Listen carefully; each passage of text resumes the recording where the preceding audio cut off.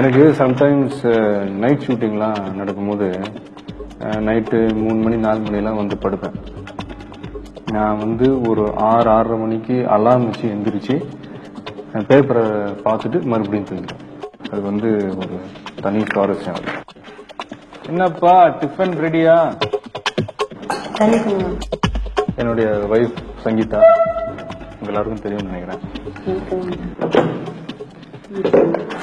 என்னம்மா? எனக்கு தோசை சாப்பிடணும் போல இருக்கு. தோசை ரெடி பண்ணிக்கமா? இரு நானே சொல்றேன். வாங்க தோசை சொல்லலாம்.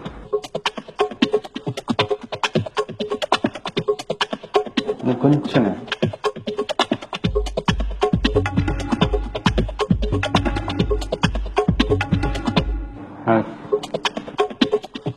தோசை 3 நேரம் நல்லா விரும்பி சாப்பிடுவாங்க.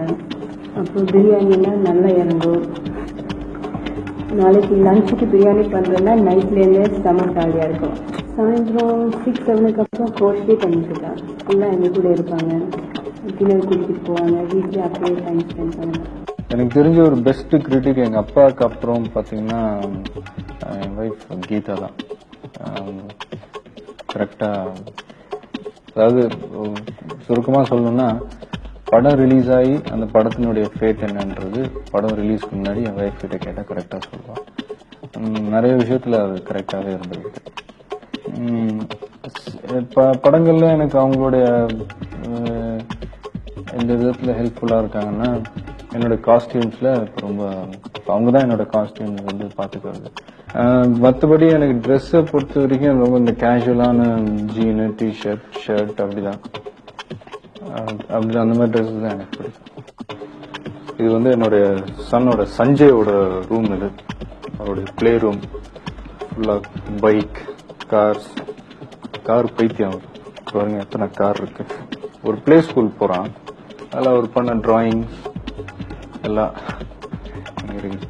முன்னெல்லாம் ஷூட்டிங் முடிச்சுட்டு ஃப்ரெண்ட்ஸுங்களோட எங்கேயாவது சுற்றிட்டு வரணும்னு தான் தோணும். இப்போ முடிச்சா உடனே வீட்டுக்கு வந்து அவங்க கூட கொஞ்ச நேரம் டைம் ஸ்பெண்ட் பண்ணணும்னு ஆசையாக இருக்குது. டெய்லி ஏதாவது ஒரு புதுசாக ஏதாவது ஒரு விஷயம் பண்ணிட்டு இருக்கான். இன்ட்ரெஸ்டிங். நான் சொல்ல எல்லா படங்களும் பார்ப்பேங்க. Comedy, action. நான் ரொம்ப விரும்பி பார்க்கறது ஆக்ஷன். எனக்கு எப்பவுமே இந்த அடிதடி படங்கள்லாம் ரொம்ப பிடிக்கும். கலெக்ஷன்ஸ்ன்னு பார்த்தா அவ்வளோவா இருக்காது. நான் ஜெனரலாக பார்த்து கொடுத்துருவேன். கொஞ்சம் தான் இருக்கு. அதாவது ரொம்ப என்ன இம்ப்ரெஸ் பண்ண படங்கள் டிவிடிஸ் மட்டும் தான் என்கிட்ட இருக்கும். மற்றதெல்லாம் பார்த்து கொடுத்துருவேன். கூடவே இருப்பாரு மிஸ்டர் கமல் ஒரு பேரு. இது வந்து என்னுடைய மேக்கப் மேன் மிஸ்டர் நாகராஜ்.